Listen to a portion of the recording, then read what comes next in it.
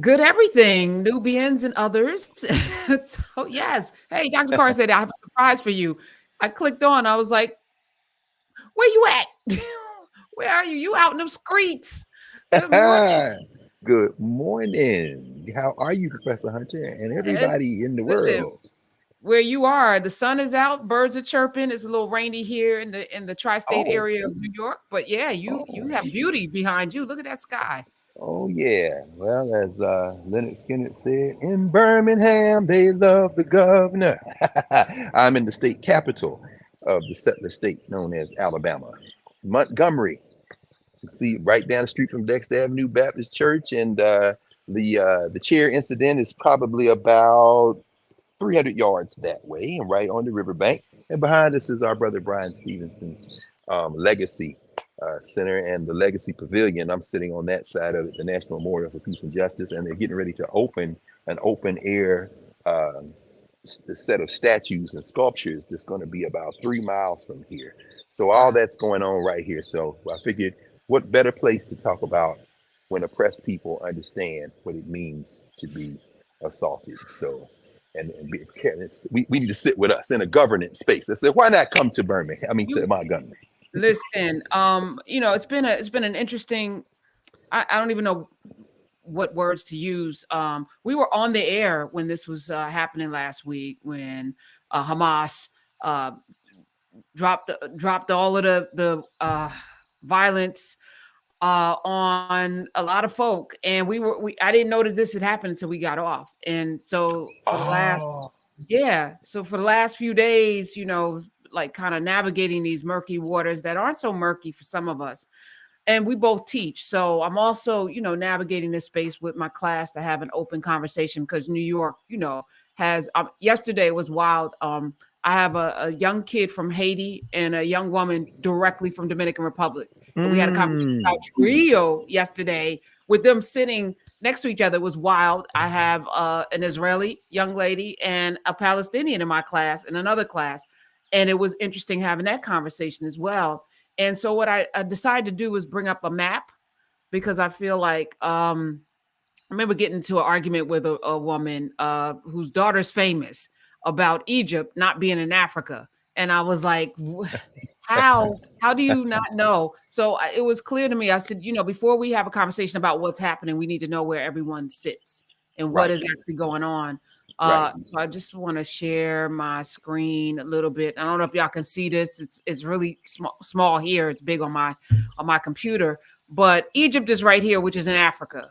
And then there's Saudi Arabia, there's Jordan, there's Syria up here, Lebanon, and Israel takes up this space, this little tiny space right here that's in green. There are roughly 2 million people, now maybe a million, that are being asked to depart this little area, Yes, buttressed up against the waters, closed in this little tiny area into Egypt. And the half of them, probably more than half, are women and children. The vast majority of them have nothing to do with what happened on Saturday. right. Um, and yet, and yet, they're going to be bombed into oblivion this weekend. I have a lot of personal friends, as you do, who have family there.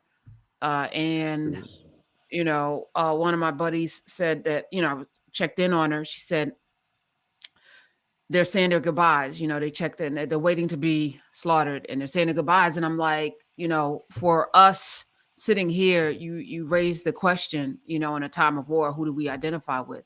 And I thought, Yes, let's start with the map, because with you, it's the clock, and if we don't start at the beginning, we can't ever move forward. And so maybe that's a good place for us to enter this conversation today with maybe pulling that thread back to the beginning of how we got here. absolutely. Well, I listened to you and Kevin talking pal earlier in the week, and I mean, first of all, let me just say on behalf of everybody trying to listen that it shouldn't take an act of courage to speak candidly and frankly out of our common humanity. Unfortunately, in the social structure that we find ourselves in now, it it is received as as an act of courage, and I want to thank you for that because there there are a lot of sides in this. I mean, one of the things that I've been asking our students because they have, like you, been asking to talk about this, regardless of the subject that we are to cover for the day, and is who has interests, and who stands with killing, and if they do stand with killing, why? And How's then that just even, and then we wait, just Dr. Carr, hold on. How is that even a question as the birds are trying to take over the conversation? And I love it. It's making me the, smile because I feel yeah, like the there's birds like are like, yeah, ancestors. it's right. I mean, it's almost as wild as this, conversation around abortion. I'm like, who's pro killing babies? Like, no, Who's like pro killing? it is. It's almost insane that we have the language that we're using. I'm hearing Congress people talk about, just level, take out all of them, and I'm like, people, you want to take out human beings? You want to Yeah, just are kill they people? human beings? Are they What do you people? mean? Yoav Human Galant, beings? the Israeli defense minister, said that they were human animals. So, I mean, that's why I don't So get into I don't battles of understand. Again, I'm statistics. sorry. I'm sorry. So No, 2 million, a million plus people, all of them are human animals who deserve to die. Is well, that I is that wouldn't add. This is where it gets difficult, right? Because I mean, anything we add to it in terms of interpretation, I think one of the things we can do is just let what people say and do be out there and act okay? accordingly. So, whether he says they deserve to die or not, he called these people human animals. And of course, I'm sitting in a city right now. Montgomery is about 200,000 people. It's about two-thirds black. But this was the place where Jefferson Davis, right down the street. Now, I debated going over to the Capitol, but we're going to come back because one of the reasons I'm here, of course, in addition to some other reasons, one of the reasons I'm here is kind of an advanced scouting tour for, some things we're cooking up and trying to see what would make sense and how to move through the world maybe in 2024, in spring 2024. But we know, of course, this was the place where Jefferson Davis, the president of the Confederacy, was sworn into office, right there on the steps of the Alabama state capitol. This was the first capital of the Confederacy before it moved to Richmond. And when you think about that, all of those Africans who were enslaved in this state, in this city where cotton was king, there's still major banks. I'm looking at PNC, I'm looking at Renaissance, I'm looking at all these major towers, Regions Bank over there, big tower. That's because Montgomery was the place after they had displaced the Creek and others, and Andrew Jackson's people, the so-called Indian killers, again, displacing indigenous people. That's where the trade, the finance, the banking, the cotton was here. And I'm saying all that to say that the people who picked that cotton, the people were not considered people. So once you've dehumanized somebody, it's not about getting into a debate on how many were killed here or how many killed there. The number you're putting presumes that everybody looks at people behind those numbers. And once you've, declared that someone is not a person, and I don't care what side or for what reason people have done that, but once you've done that, then all bets are off. You're exterminating cockroaches, or you're spaying and neutering pets, they're not me. So when members of Congress say bomb them, I'm saying, okay, so you definitely are not talking about, oh, I don't know, your mother, your daughter. You're talking about not a human being. And so therefore you are not fit to legislate on behalf of human beings of any political background because you've decided that some people deserve to die and you're quite willing to use our tax money to do it. And so it's at that point you can't get mad at them. You just gotta, okay, I heard you and I watch you and now I get to make some decisions on my own. So Oh, I don't know, and I do know, when I think about the human zoos, I had a conversation as I blew up, the area around it, and then I took the entire map of the world, and Africa's in the center, and then when I showed them how many the United States, that China, that India, that Russia, that all of Europe can fit inside of this continent of Africa, I asked my mm, students, why did the cartographers for several hundred years make Africa just a little bit bigger than Brazil when it is maybe about 5 times bigger than Brazil? Like why did they make it so almost small in comparison? So I'm asking this question because the narratives, the way in which media is controlled, in terms of what gets pushed out, what stories get told, what stories don't get told. And I've said, it's your responsibility, I said to them, as full human beings, to tell all of the stories. We have to tell all of the stories so that there's no shaping of a narrative. Africa's the center of the world, and it's 3 to 5 times larger than any map that we grew up seeing. So why would they diminish it? Why would they diminish it? Why would the That's the cartographers, who question. are brilliant people, That's diminish it? right. And That's so, right. why do we diminish human beings so that we can give license to enslaving them for 400 years, of putting them, in Right. concentration camps, putting them Exactly. in, so we have to change the narrative. Those of us who have voices, those of us, and don't allow for the narratives to continue. Everybody's a person. The folk Right. that killed Well, deserve to be handled, right? On both that's right. sides, right? Not, and it's not like On, both on, sides on have good on all people sides. On on all all sides, sides, because right? this is There's this no is there's no being two narrated. sides, right? Yeah, yeah, There's no they're two sides. narrating it like a sporting event. They're Right, keeping right, tallies of numbers. They're saying this versus this, and it's like you must be right, a fool if you think there are only two sides involved in this. There are more sides than you can count. I right. mean, this Palestinian Authority is supposed to be the official governing body for Palestinian people, but and there's a brilliant book by a legal scholar that writes about this, and I'll talk about it in a minute. But what she says is, one of the reasons why the Palestinian Authority doesn't have the kind of cachet with rank and file Palestinians, people try to live and die, is because they spend maybe a third of their budget on policing, but it's policing Palestinians. And so it's not pushing back. And then Hamas shows up. These people are not in Hamas or Hezbollah. They're just trying to feed their children. They're just trying to conserve water and wash as quickly as possible because that water's got to last them for a month. They're just trying to get it back and forth through the checkpoints and that kind of thing. But how many sides are involved? Many sides, but it's narrated as this versus this number versus this number killed versus this number killed. And we sitting back, okay, because we've been trained in this season of Yes, NBA playoffs and Major League yes, Baseball playoffs to look at this like it's some kind of damn sport. No, people are dying, and it shouldn't matter what side. It's not going to matter to somebody's family. The Americans, a number of Americans are trapped. Why in the hell would you lead with somebody's passport? Is a passport an indication of their humanity? This is the thing. I'll put up So, a church finger. Someone, I taught journalism, and that's literally in the books, right? It's proximity. It's mm, yeah. So we teach, if you're in America and there's a plane crash in another country, you lean into the Americans because that's what we care about here. And I stopped teaching that. I mean, for the first 10 years when I was at NYU, and then first 10 years at Hunter, that was, if it bleeds, it leads, your proximity, fame, or notoriety leads. You're going to lead your news stories. If the mayor gets in a car accident, you're going to lead with that. If a baby dies in a fire, you're going to lead with the baby, as opposed to if a firefighter dies, that's more valuable in terms of how you structure stories. And now I'm thinking about the way in which media journalists are trained to lean into the proximity, because you want interesting. to tap into the emotion of the people here. Most people aren't going to care about a million people that died over there, but one person among those million that's from here is more valuable in terms of how you structure your stories. And it's insane that we do that. Yeah. Now that I think But, about it, you're right. We've yeah. been conditioned and trained. Ooh, and I taught that.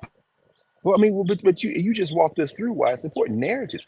In other words, if we think of ourselves as individuals, as human beings on this planet who are individuals, who ironically had no part in creating ourselves. It took two people to get us here. But as we look at ourselves as individuals, then yeah, everything's transactional. But what does it mean to me?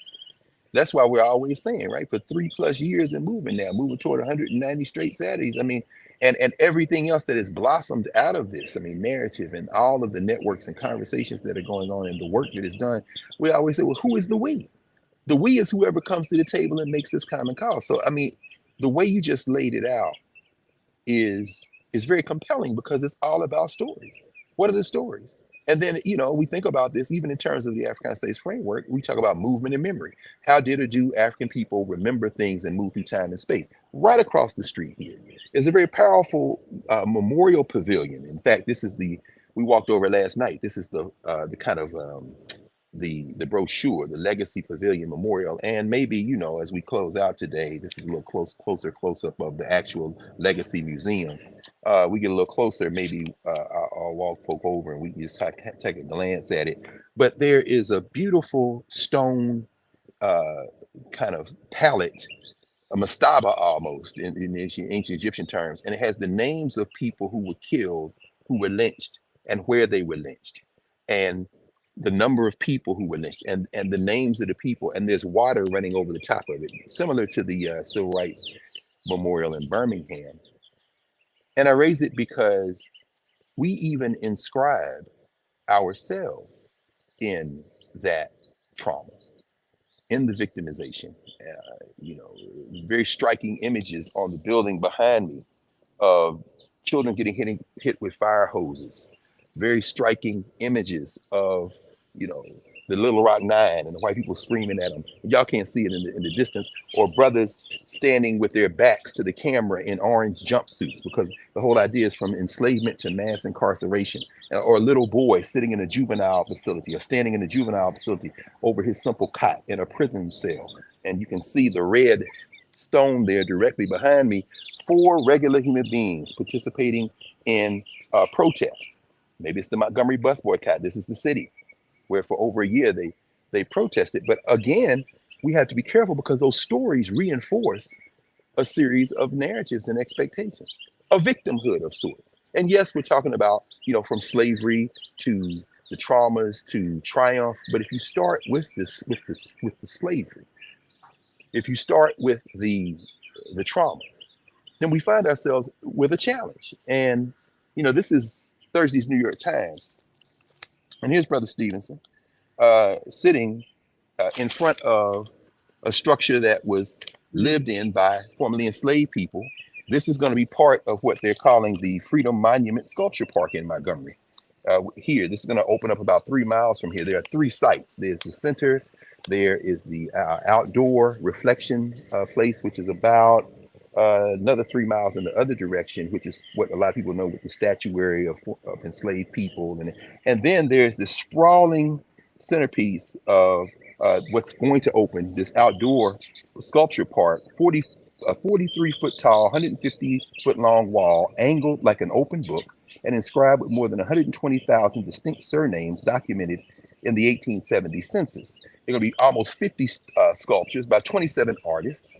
These are names that folks who are into African art, Africana art, people from the diaspora and from the continent will know. Wangechi Mutu, Theaster Gates, Rashid Johnson, Kehinde Wiley, among many others. But I'm raising all this to say that the inscription of our humanity from a deficit, it makes it very nearly, let me not say very nearly impossible, nothing is impossible, but it makes it hard for us to then imagine people in their full humanity, because they come to us narrated as less than human. So even the Palestinians, we talk about the Palestinians. One of the challenges is that there is no Palestine in the legal framework that Israel or the world acknowledges. Even though there have been UN resolutions, there have been treaties, there have been a number of things, and I'll talk about that in a minute, but I want to, I'm reminded of a quote by Ehud Barak, the former Israeli prime minister, who said, you know, if and as long as between Jordan, as you showed on that map, and the sea, meaning the Mediterranean Sea, there's only one political entity named Israel, it will end up being either non-Jewish, because think about it now, demographically, they're predicting that Palestinians will be the majority in that area. If you just go from Jordan all the way up to the Mediterranean, say, this is Israel. There's no recognized Palestine in the framework. They say Palestinians, but these people, whether it be the West Bank, whether it be Gaza Strips, whether it be the camp, you know, they're not recognizing. Barak says either there will be, it'll either be non-Jewish, meaning non-majority Jewish, or non-democratic. He said if the Palestinians vote in elections, it is a bi-national state. Meaning what? We can't control them.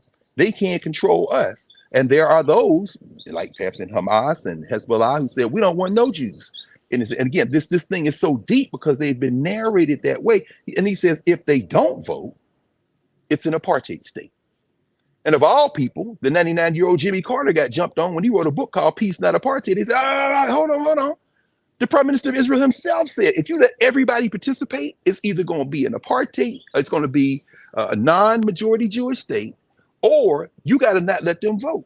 And sitting here in Montgomery, which in many ways was the flashpoint of the modern civil rights movement, the whole idea is, well, let us participate. But you're in a state and in a country where the fear is, if I let everybody participate, I'm not going to be able to advance my interests, whatever those interests are. But it all starts with the stories, as you've just laid out. Once you've been socializing those stories, how in the hell do you invite everybody into building something once they've been told and reinforced exactly what you said? Well, baby is more important. This, a firefighter is more important than this. Somebody who's an American is more important than what? So how you gonna build a community? You're coming in with a story about somebody in, like you said, that classroom you just described, the one in there in New York, the one in Hunter College, as you're having these conversations, there are people who probably heard the pairings that you just narrated, an Israeli and a Palestinian, a Haitian and a Dominican, and automatically stop listening, as if these people couldn't talk to each other.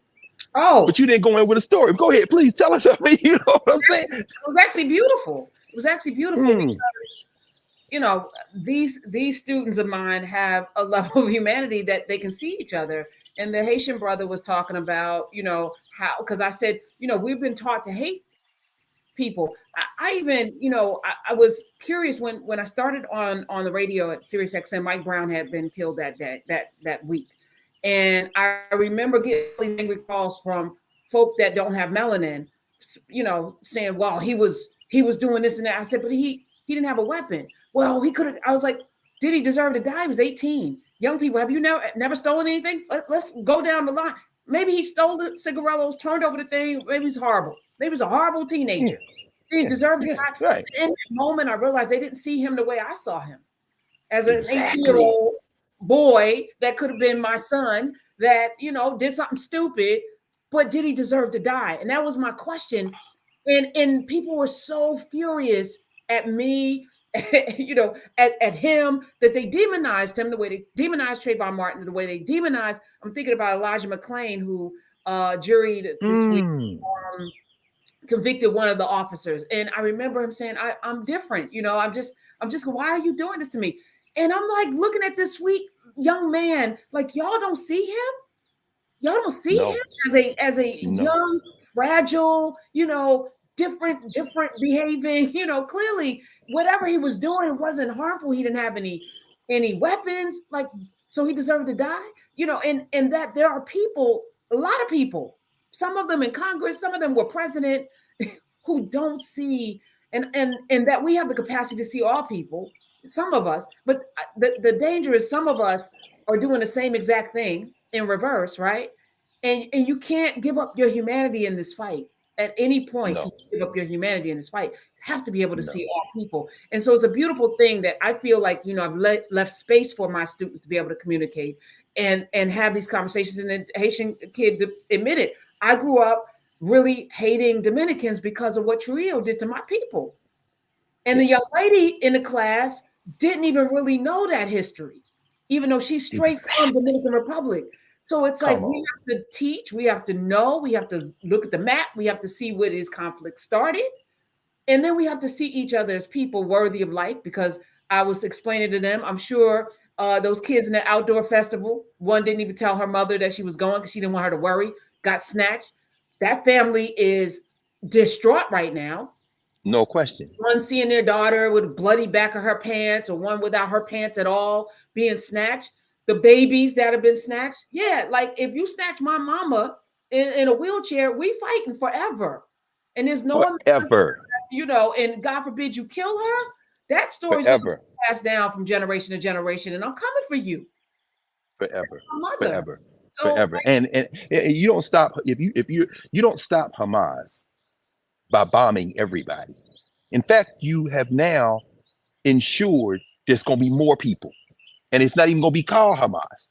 You killed my mother. So forever, I am against you. Now, I'm not going to be against you forever. I'm going to make sure I kill you at some point. I mean, and then you back map that for centuries.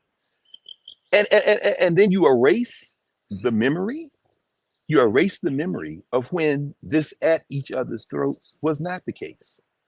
You erase the 8 centuries of Muslims in the Iberian Peninsula, Spain and Portugal, of a Jewish minority in what becomes Spain and Portugal. You erase all that. And then you teach your children from elementary school in the United States and other places about the Crusades. And you set up Christian nationalists. And then you want to know why they Christian nationalists, because you've trained them on with Christian soldiers. You throw the rock and hide your hand. Hello, Great Britain. Hello, England. Hello, Great Britain. You throw the rock and hide your hand.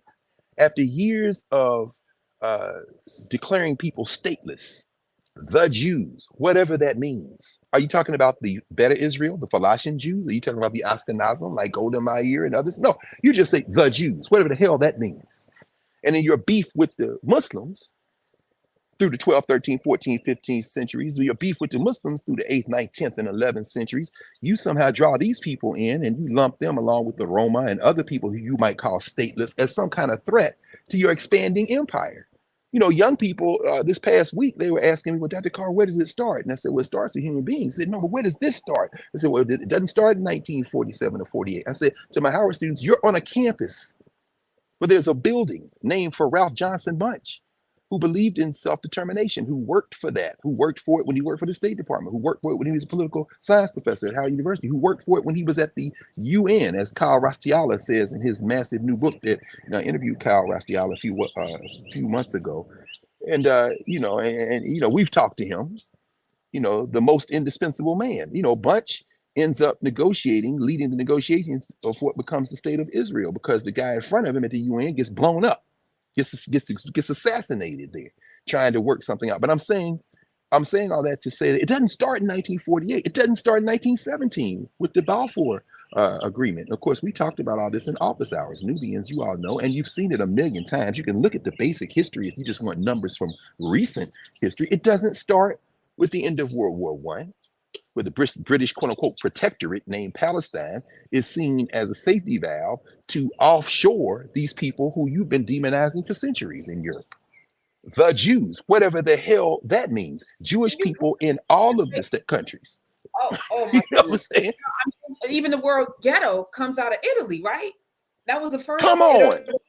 It's like have we forgotten? First of all, Yes. Great Britain controlled Kenya, Uganda, Palestine. That people got in a room and decided to just like they divvied up Africa, and now Yes. those people are fighting each other while, like you said, they sip their tea and eat their scones. Nothing to see here. No We question. got rid of slavery first. Hey, nothing to see here. Whew. Exactly. All right. Nothing to see here. I mean, but that's an important point, because something emerges in that late 19th and early 20th century that we have to consider.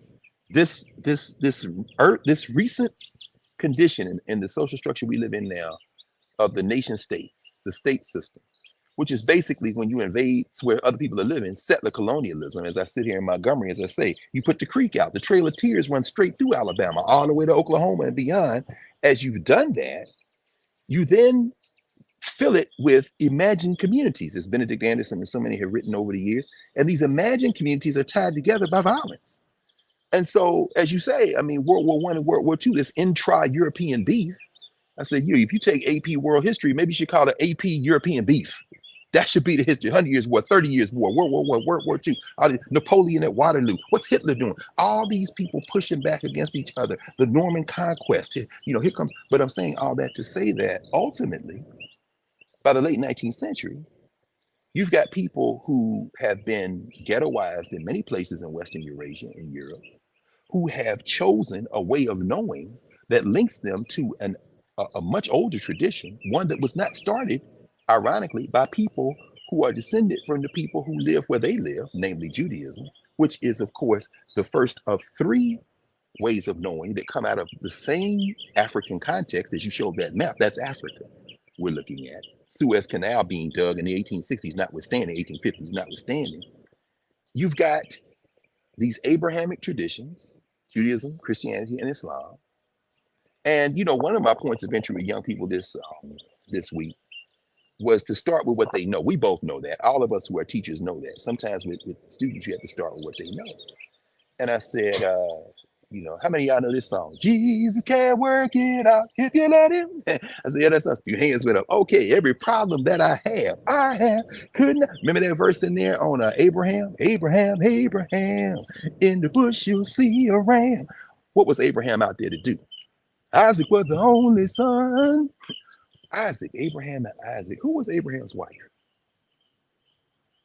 Yes. Okay, we got some Sunday school students in here. Sarah. Oh, Sarah. Okay, I thought Sarah couldn't have no children. No, but God, she prayed and God, okay, gave her Isaac. So he was ready to sacrifice Isaac. So that's the only kid Abraham had, right? No, no. Hagar had a child. Wait, he had more than one. Oh, we'll talk about that another day. Who was Hagar's child? Oh, it was Ishmael. Well, guess in Islamic genealogy, who is seen as the father of Islam in that sense through the bloodline? Put it on Abraham, the Abrahamic traditions. And so when you start talking about beef, a great deal of it comes to stories, as you said, as a narrator, as a storyteller. And once you've hardened into that, there's no escape route. But you've set yourself up as the standard for being human in Western Eurasia, the Catholic Church. And then you say, I'm against these less than humans, the Muslims, the Jews, whatever that means, the Roma, which you slur and call them gypsies, and these stateless people who come to uh, be pushed out of places or despised or derided. And of course, we see that all come to a head in the third and fourth decades of the so-called 20th century with the Holocaust. And we talk about, people being excoriated and saying, oh, you're anti-Semitic. Really? Were those black soldiers? Those black soldiers like my father and uncle's generation and your father's and uncles and aunties generation, Professor Hunter, those soldiers who walked into Dachau, who walked into Auschwitz, who walked into those death camps in Germany, who were of African descent, and who Holocaust survivors, Jewish Holocaust survivors, say the first face I saw in an American uniform was a black face. When you see that, were they anti-Semitic? No, they were not.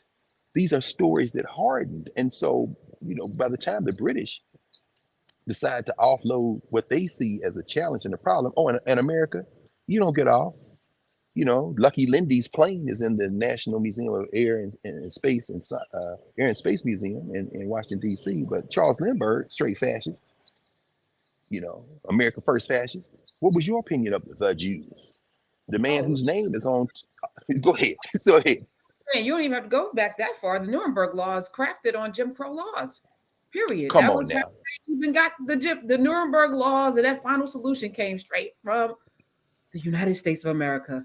United States of America. Hitler's American model. That recent book that writes that tells all of it, right? And of course, a name that is on many of these cars going up and down the streets here on Court Street in Montgomery, Alabama. That would be Ford, who writes The International Jew, the world's foremost problem, the protocols of Zion, all of this propaganda against these people. What is their crime? Their crime is that you have built your concept of humanity on excluding them.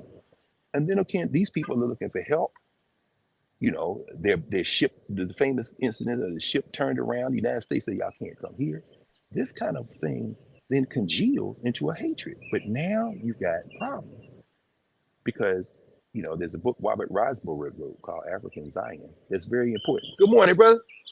How you feel? All right. So African Zion, where he talks about the British trying to make a pitch to the World Jewish Congress to say, well, you know, we could give you all a place to go. Well, where is that?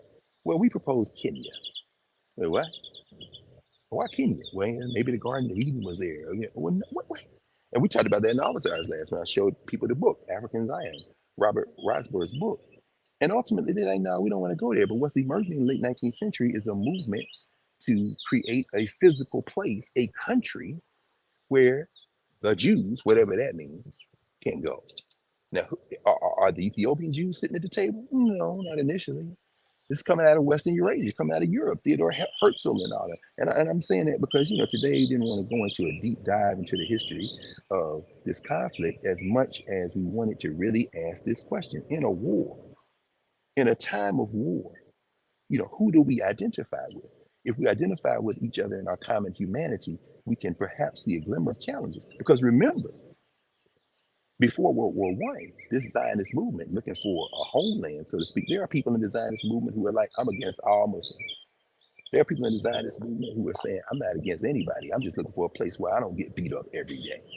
And then there are other people who are not part of that way of knowing, that Jewish way of knowing, that Abrahamic faith tradition, one of three, who would say, hey, I want what they want, which is what? Autonomy, self determination, sovereignty as a people. What is a people? This is direct birth of the so called nation state, which is why you can fuel settler colonialism on these narratives of lies. There's no such thing as an American culture.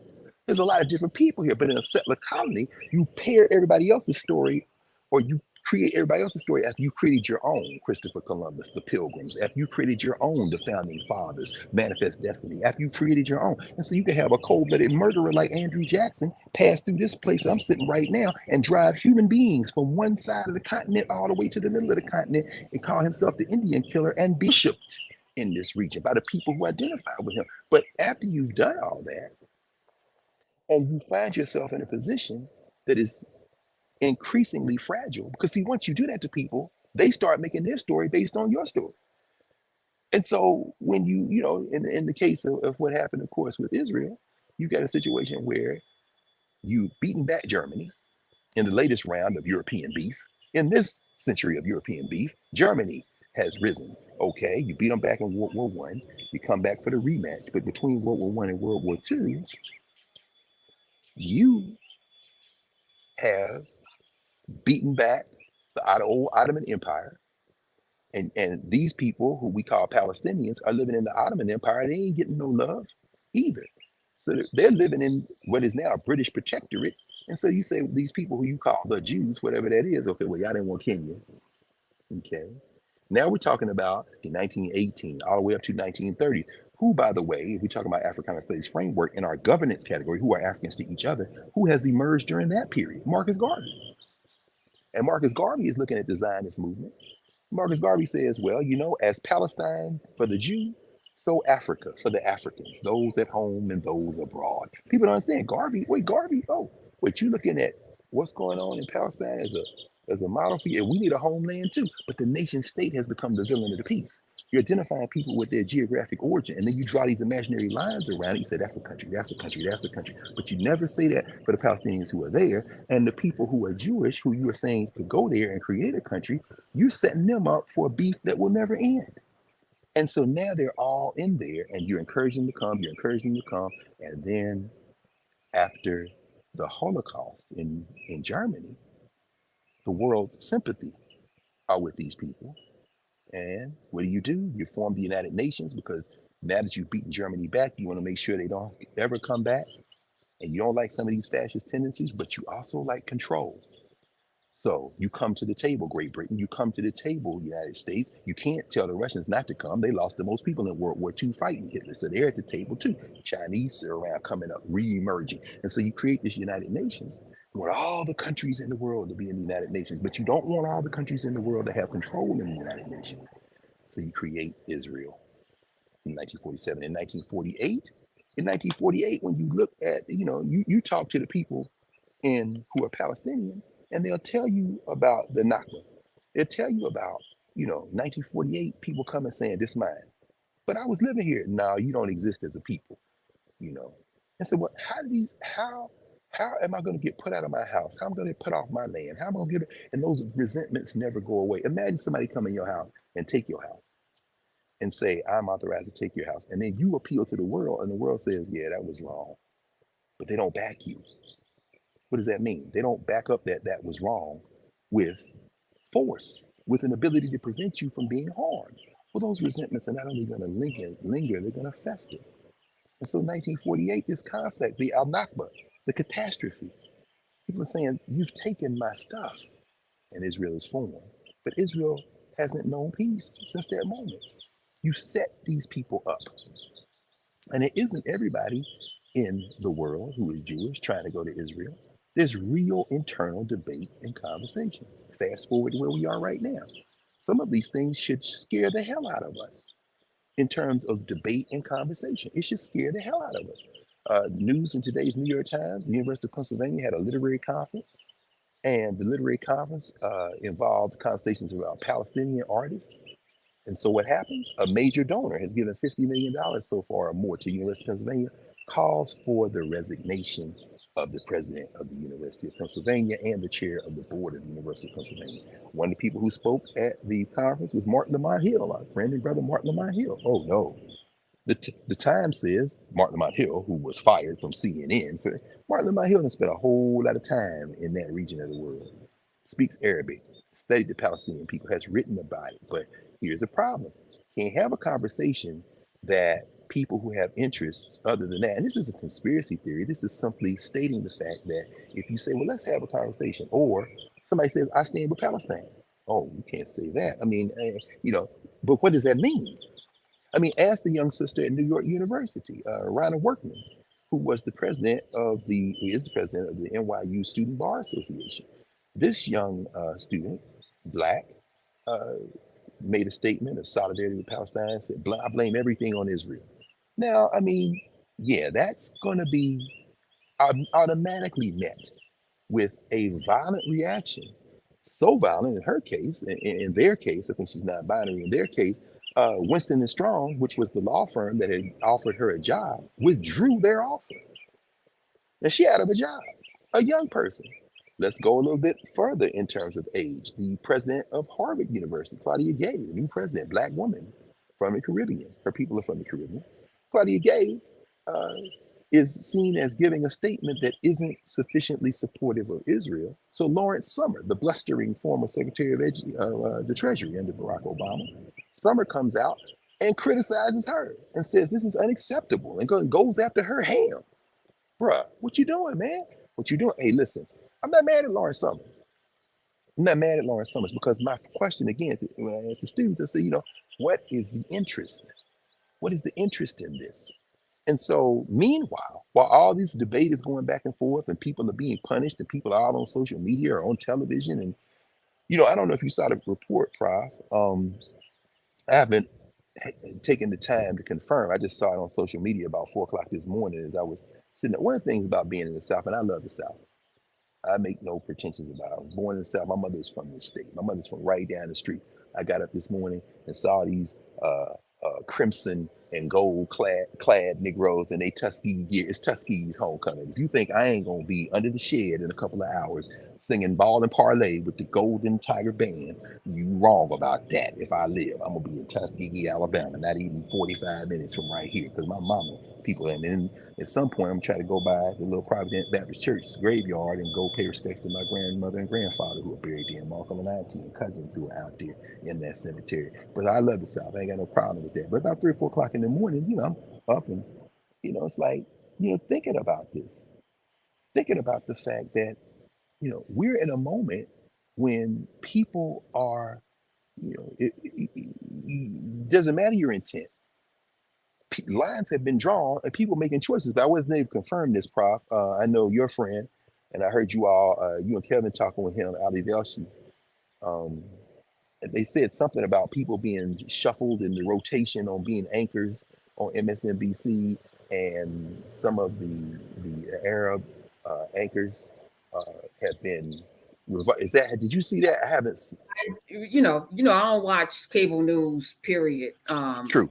But I know in Ali's case, though, smart and Mehdi Hassan. I mean, I love Ali Velshi.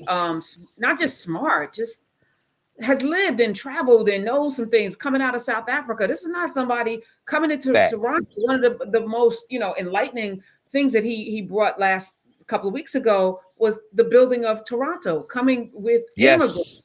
And I was like, that makes so much sense. He said it was a podunk town when we came from South Africa fleeing apartheid. And they opened the borders because they said these people are valuable, and built Toronto. And it is now rivaling any, amazing city in the world because of the immigrants. And I was like, that doesn't seem like a problem. Why don't we do this? And you're sitting here right now. And I don't know that they've been removed. Mehdi Hassan, and I forgot the third brother's name. Okay. So you saw the same thing I did. Okay. 3 have been removed. And by the way, Lawrence Summers used to be president of Harvard too. So I guess maybe he's looking at his territory. That's his territory. She's just visiting. What's a maybe black woman doing in my seat? That's true. That's true. we're going to behave and follow this line here.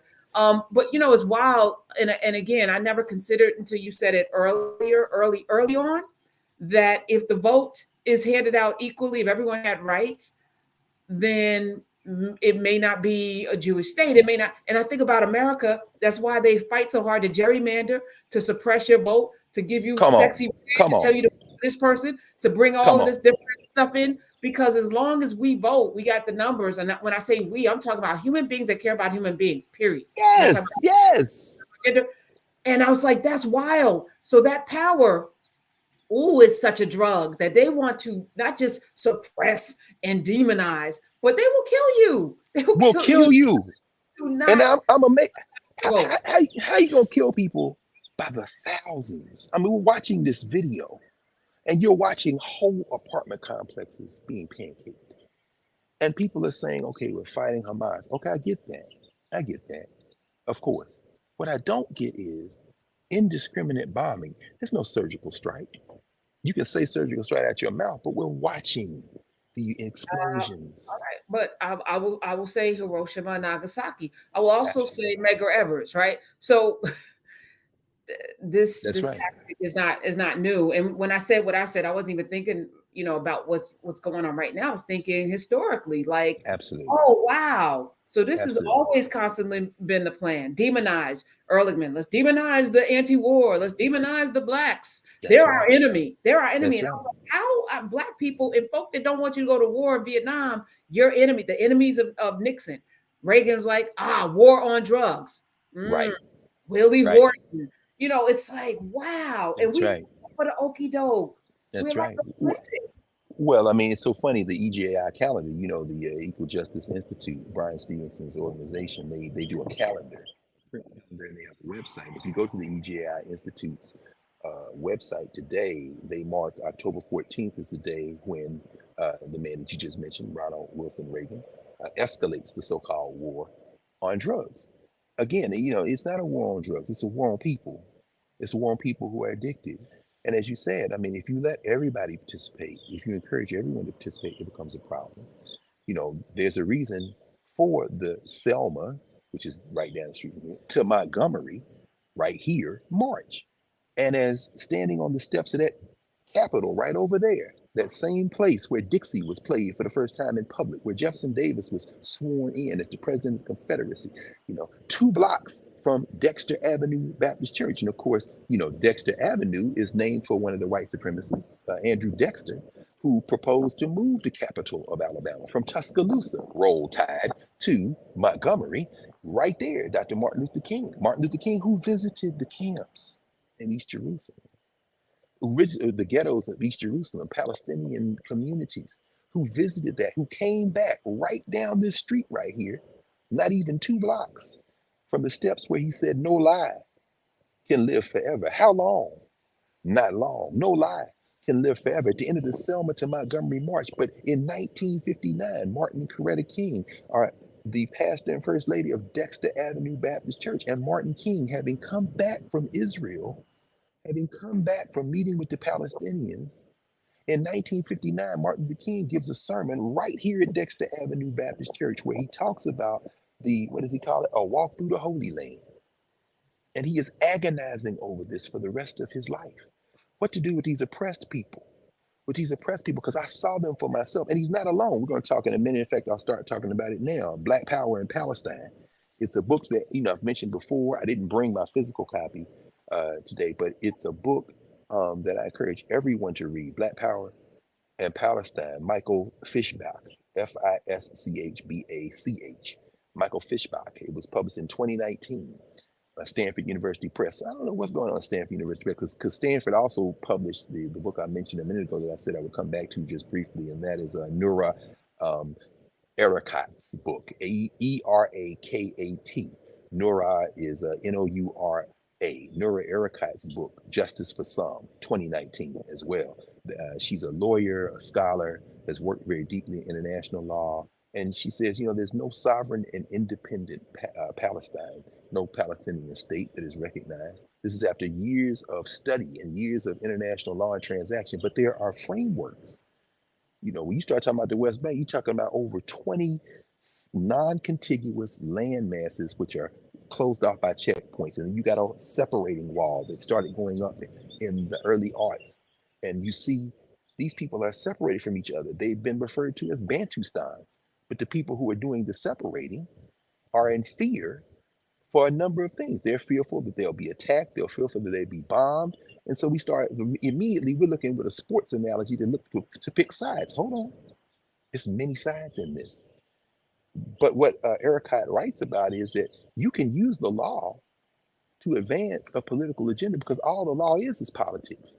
So if you think that just having a declaration or a law in place, the United Nations has said, there's a right for Palestinian self-determination. They passed a resolution that said Zionism was racism. And of course, the United States and Israel lost their minds and pushed back. But at the same time, other people said, no, you can't justify this because it's an apartheid state. Hell, even the former president of the United States, Jimmy Carter, is saying that. And then the former prime minister of Israel, as I said, if you let everybody vote, we won't be a Jewish state. And say, but would you be a state where human beings could debate and discuss and rule together?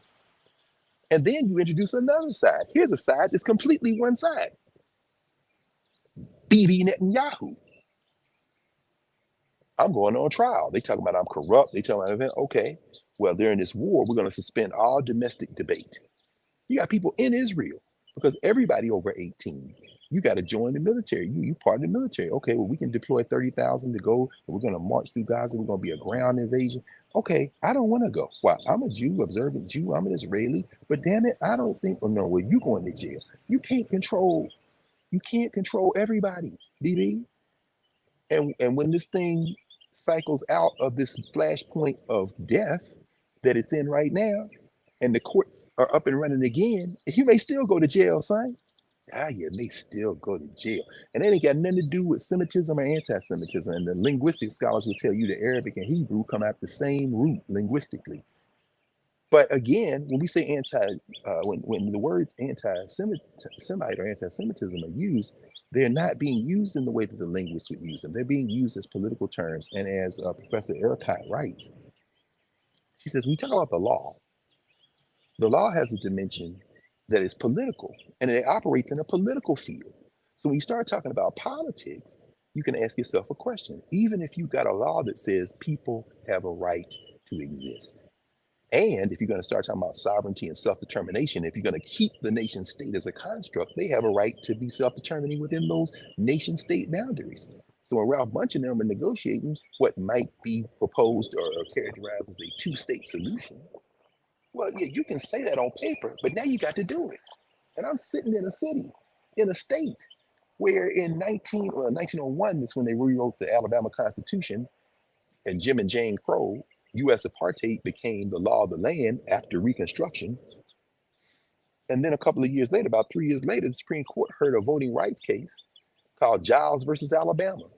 And in that case, Oliver Wendell Holmes, writing for the majority, is like, yeah, it's racist, but it's really politics. It's a political act. That's how the Supreme Court today, the great grandchildren of those white nationalists of the 19th century and early 20th century, John Boyd Roberts and Beer Kavanaugh, Sam Alito and their friends, Clarence Thomas, CT, are you with me? They are saying the same thing. We can't get involved in political cases.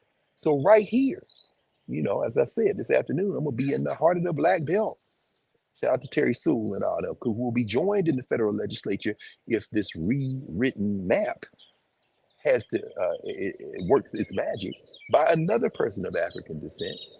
This Supreme Court almost sounds like the Giles versus Alabama court of a century and a quarter ago in saying that these are political issues. Yes, they may have an actual impact, but they're political issues, and we can't get involved in political issues. But sometimes you can be so racist that even they have to admit, which is what the Supreme Court has done in Alabama, which we hope they will do as it relates to Louisiana. We just heard the Alexander versus the branches of the NAACP in South Carolina case was argued earlier this week by the stalwart lawyers of the NAACP Legal Defense Fund.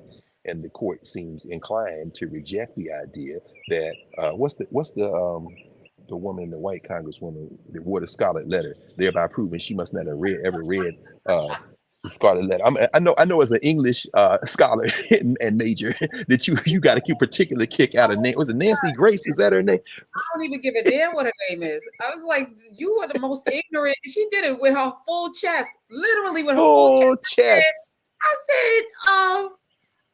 So someone said, tell us you've never read the Scarlet Letter without actually telling us you never read the Scarlet Letter. Come on. So Oh, embarrassing. It's so no embarrassing. question. Oh, Hester Prynne would be mortified, maybe even Reverend Dimsdale. But again, those memories are in our mind because they don't allow us to read the ancient Egyptians or Sundiata or any of that. We all know Hester Prynne because we had to read the Scarlet Letter, except Nancy, whatever her name is, Mace, I think. But the point is that the Republican Party of South Carolina moved as many black voters as they could out of her district into Jim Clyburn's district. And the Supreme Court said, well, it was political. It wasn't racial. But Giles versus Alabama, 1903, I think it was, or 1904, Holmes is like, yeah, this is political. We're not going to get involved in it. And then he says, I think about that in terms of Derek Bell, who made this point over and over again about Giles versus Harris. Well, Giles versus Harris is the case, the Alabama case. He says, even if that's the law, you got to be able to enforce it. And so what he's basically saying is white supremacists run the state of Alabama. Even if we were to say that this is the law, it couldn't be enforced because they are the law. The law is whatever they say it is. Harkens back to the days of the so-called Indian killer, Andrew Jackson, who, when the court said you can't, the Indian Removal Act is unconstitutional, he was like, yeah, okay, now enforce it. And he continues to drive the Creek and the Chickasaw. He continues to drive the people through this quote unquote state on out west. And I'm saying that to say, in the case of Palestine, in the case of the Palestinians, you're faced with a thing where we got a UN resolution that says this. We have, international law mandate that says this. Well, as Nura Erakat says in her book, Justice for Some, she said, you can have all the law on your side in the world, but you can't stop nobody. Which is why when Hamas bombs these people who were at a music concert and they say, well, you're at a music concert, but that used to be our territory and we want you, okay, you want all the people over there killed, huh? Well, truth be told, yeah, I do want, okay, chief, this killing got to stop. And then the Israelis say, well, in instance of national security, we just gonna bomb everybody. Wait, what? We're trying to bomb Hamas, but we're gonna tell a third of the people who live over there, you got to get out of the north part of your. Wait, what are you doing? What are you doing, Chief? Wait, what? You can't. We can do. What you gonna stop us? Who gonna check us, boo? Damn sure not the United States of America. Why? Because they paid for the bombs. Your tax dollars at work. And so, like with Giles versus Harris, as was the case then, so in this case, the parallel is this: the law can be written, but the law is influenced by politics, and politics can always change your condition. So you would think, in a case like Nura Erakat, that you might think, well, that's depressing. Nothing's going to change. Her point is the exact opposite. Human beings can change any framework we want if there's a critical mass of human beings willing to do that. And that's very important to understand. So, just a couple more things and then we'll, kind of wrap up for the day. So, um, you know, as I said, Black Power in Palestine. How you doing, Bob? Good to see you, man. Black Power in Palestine is, well, we're in the South, so everybody got to speak. That's very important, very important. And it's good to see these brothers and sisters again. We are literally a few steps from where the white folding chair made its debut this summer, and I can't tell you, it's inspirational. We were walking around last night, and you see regular ass black people. Prof, I can't tell you. That is the source of our joy, of our hope. It's the source of our inspiration. It's the source of our frustration. But when you see regular black, how y'all doing? Hey, how y'all doing? Okay, these are the Negroes that if somebody come for you, they gonna shut that down quickly. These are not the Negroes who are going in the room to act with decorum and speak softly and negotiate. No, these are Negroes that, hey man, they just jumped on your cousin. No problem. Let's get busy. So these are the people you want in your corner. Um, but in Black Power versus in Palestine, in Michael Fishbach's book, it's very important because he talks about, and this is something I think we need to understand in terms of our Africana Studies framework. He talks about the relationship of African people in the United States and the Palestinian struggle. and Israel, the Israeli struggle. It's very interesting.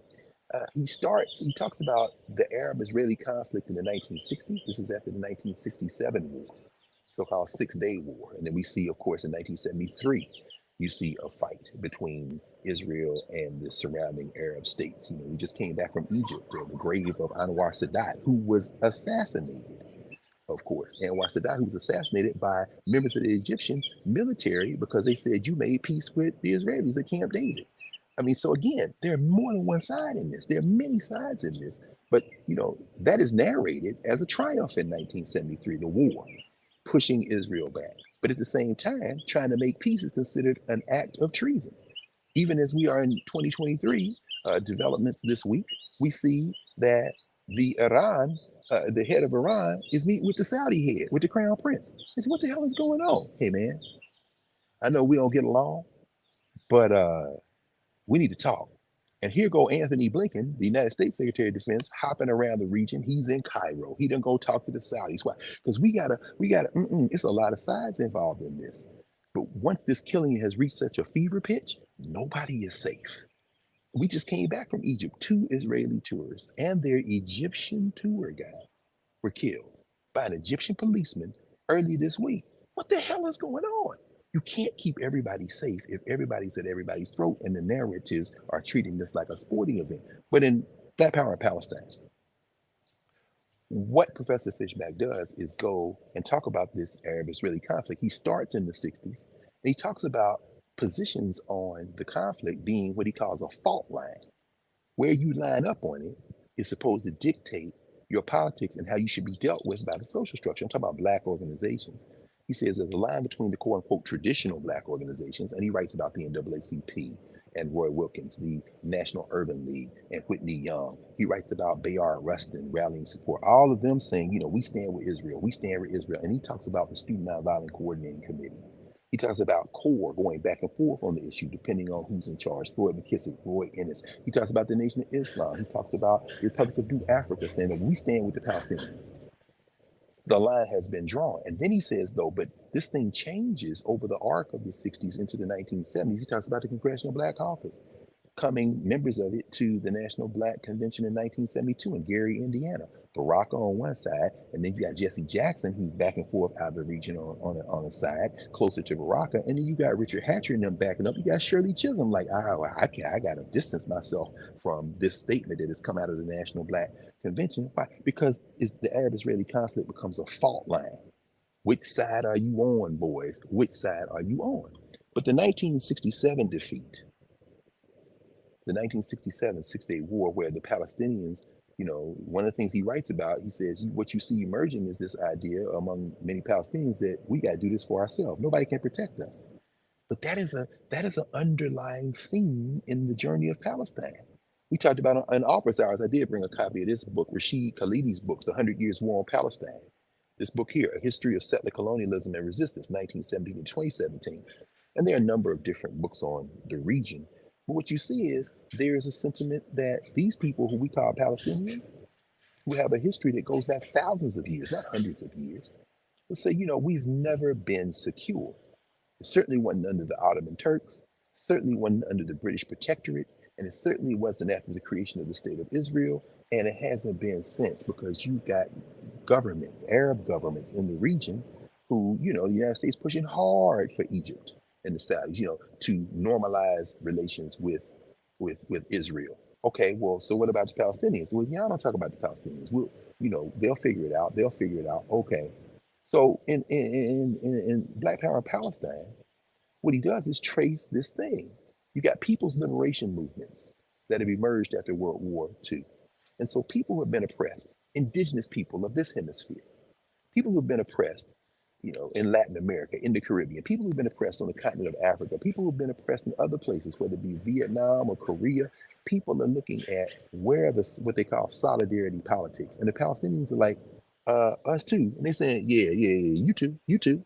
So everybody from the Black Panthers, whether it be Eldridge Cleaver and Kathleen Cleaver in Algeria, whether it be Stokely Carmichael going to Palestine, whether it be Muhammad Ali going to Palestine and going to the camps at the height of his fame and power, whether it be a decade plus before 1959, the same 1959 when Martin Luther King and Coretta Scott King are down there. Guess who else is over there? Malcolm X. And who else?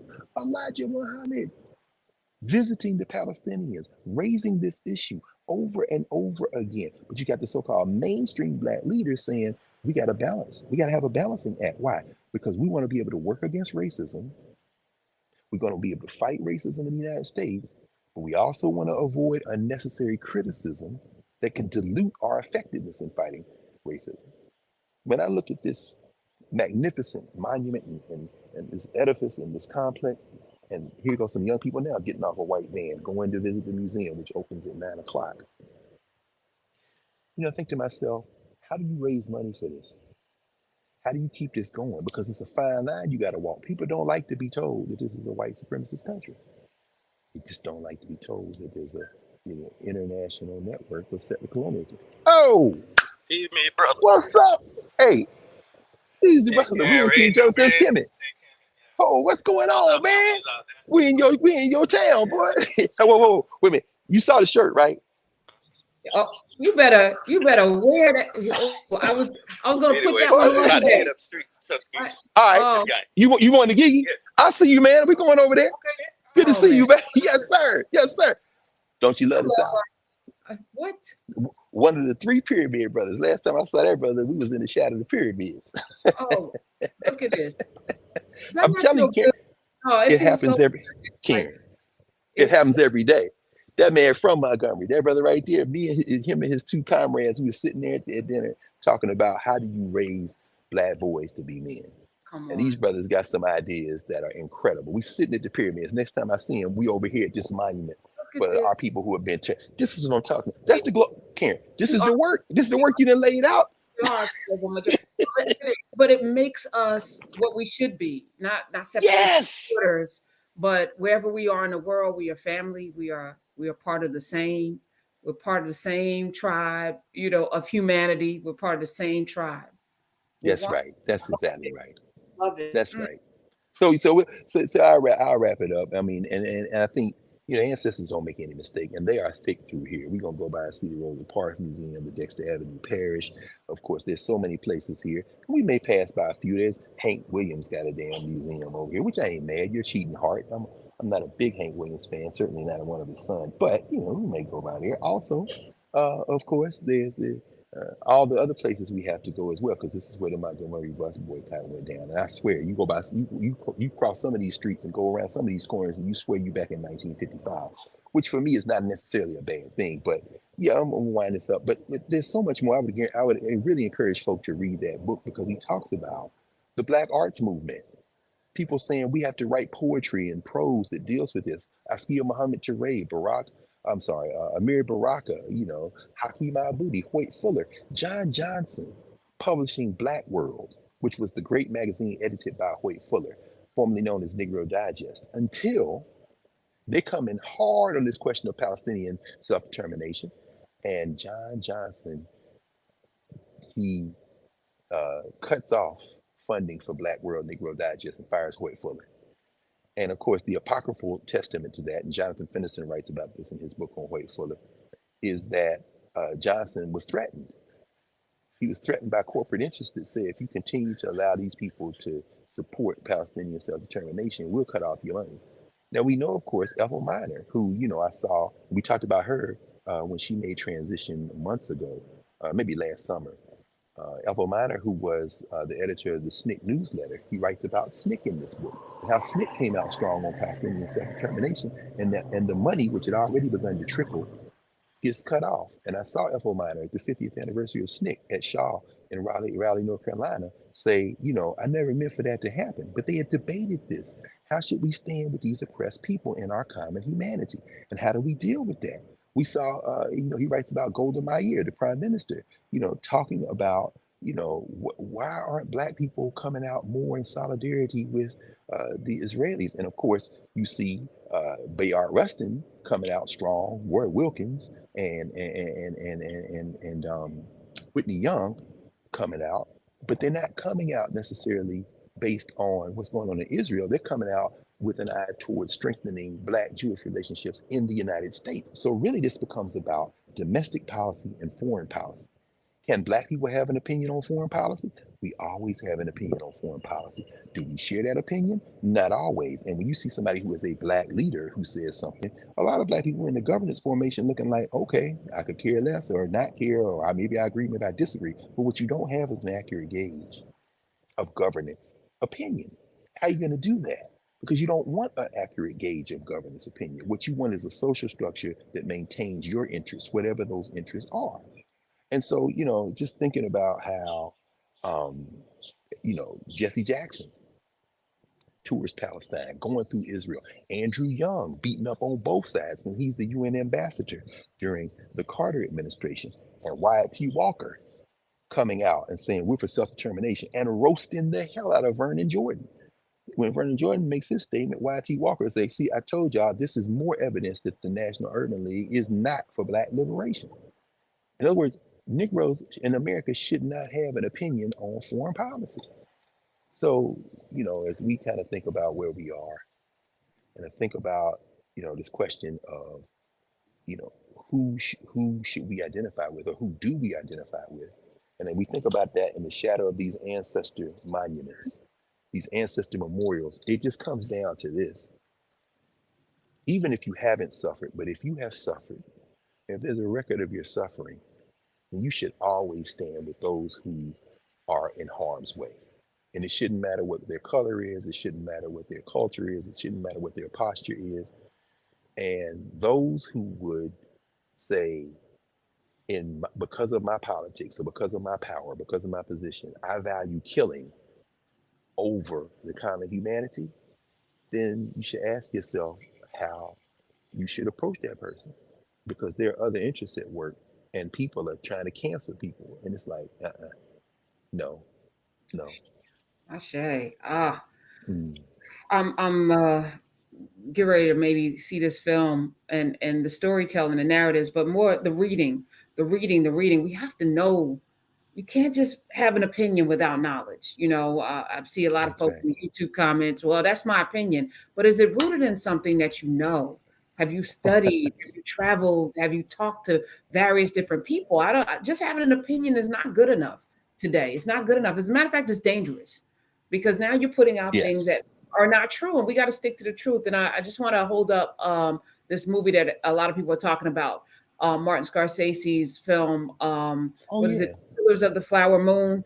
And Yes. he was recently interviewed, and he said he was attracted to the story, which of course he knew very little about. He said, I'd heard about it a long time ago. And for me, at this stage of my life, I've been fascinated by indigenous people. And I've been learning over the years because I grew up in the 40s and 50s, and indigenous people, even his language, right? Because we grew up, they were cowboys and Indians, even in our How about generation. that? How about Older. that? How about that? But that he's able to shift language. The indigenous people were represented a certain way in film. It was John Wayne, it was the cowboys and Indians, Tonto, and they were scalpers, and they were demonized. He said, but just by the attempt in the early 50s that tried to make a change, Devil's Doorway, Broken Arrow, Drumbeat, Apache, and others, he said, in this case, the Native Americans were the heroes, although they were played by whites. So with this, he's trying to change the narrative. And he said he was fascinated by the FBI. We get to see J. Edgar Hoover in here differently. But I'm also thinking there's a whole story that needs to be told, maybe by one of us, about Hello. Sarah Rector and those enslaved Yes. Africans in that region, and which is why those Native American, Yes. those indigenous people who were been able to find oil. But that oil was also the thing that propelled Black Wall Street. Like there's a through line Is a of, through of line. narratives and stories and histories and truths that have to That's be right. unearthed so that we can have honest dialogue around our common humanity, which is what today, That's right. I'm praying for peace, and that the million plus people and on all sides of the borders, that that we don't lose any But more life. well, I mean, and that you're right. And I think I will say this, and I plan on seeing Killers of the Flower Moon too, of course, based on the book. But Martin Scorsese is not a hero. I mean, to No, he's me, not. you know, we know that, right? I mean, and I know you're not saying that at all, and I'm just saying it, yeah, as well, that we have to always keep in mind self-determination has to be the thing we lead with. And we think about that because all of the narratives on CNN, New York Times, all these white-facing commercial news entertainment media outlets that are narrating this like it's some kind of sporting event, as you said, there are stories that we need to be able to know. People say, well, that's my opinion. Okay, that's your opinion. But as you said, do you know? I mean, the Afro Palestinians, for many years, making Hajj, going back to the 12th century or the 11th century, Mansa Musa and them coming through. You stop at Al Aqsa. That's the third most holy site in Islam. And many people stayed there. And they began, and then you got an Afro Arab community. There's an Afro Arab community in Jerusalem. There's one in the West Bank. You have people there, some of whom have been there for centuries. In World War One, the British conscripted people from their empire and close empires. So you had people who were brought to that region from Nigeria and Chad and Sudan and Senegal, who have descendants who are now Afro-Palestinians, not to mention the African Jews, the Ethiopian Jews, the Beta Israel, the Falasha. What is their position? Anybody in here who is Falasha or who knows anybody who's Falasha? I remember one time a bunch of young people came. They were in their 20s. They were part of the Israeli military, but they were Ethiopian Jews, and they talked about the straight, naked white supremacist racism in Israel against them. But they are expected to defend. What does it mean when an Afro-Israeli with a gun shows up in Gaza in the ground invasion and faces an Afro-Palestinian? This is what the hell. There's not two sides to this. There are many sides to this. And this young person did not sign up to shoot somebody who looks like them, who had nothing to do with anything, particularly when the place that gave them the gun and told them to shoot somebody calls them the N-word in all kind of languages in Israel. This is the challenge we have to have. And so these stories have to be told by the people. And so, the narratives are complicated. I mean, again, I don't have mixed feelings about this ritual's place, but I do have very much mixed feelings about how we narrate ourselves. When you hear people say America, love it or leave it, or go back to Africa, what they're really saying is we won, deal with it. Well, who is the we? Whiteness. We won. Deal with it. They don't have the courage to define we or to embrace the whiteness at the center. The non-whites are voicing aspiration as if moments like that are tantamount to a loyalty oath. I stand with, that's an aspirational voicing. It's not a one based on memory. The trick is that there's no such thing. No amount of violence in the asymmetrical war against African people over the last 500 years can make you accepted in a system that must rely on your dehumanization. And I don't have any ambivalence on the fact that you may drop a little few references to Africa, but when you build your whole narrative of who you are around an ass whipping, Ooh. or perpetual traumatized ass whipping, I'm not sure you can get to your full humanity. I don't care whether you're an African person in Alabama or Palestinian. If you anchor your whole identity around we've been getting our ass whipped, or a Jew getting your ass, then I'm not sure you can find your way into a full humanity. That's a difficult thing, and we got to learn that as African people. I mean, we can't build our identity on we took an ass whipping. Because I'm telling you right there, them Negroes at the Tuskegee game tonight, they're not building their identity around we took an ass whooping.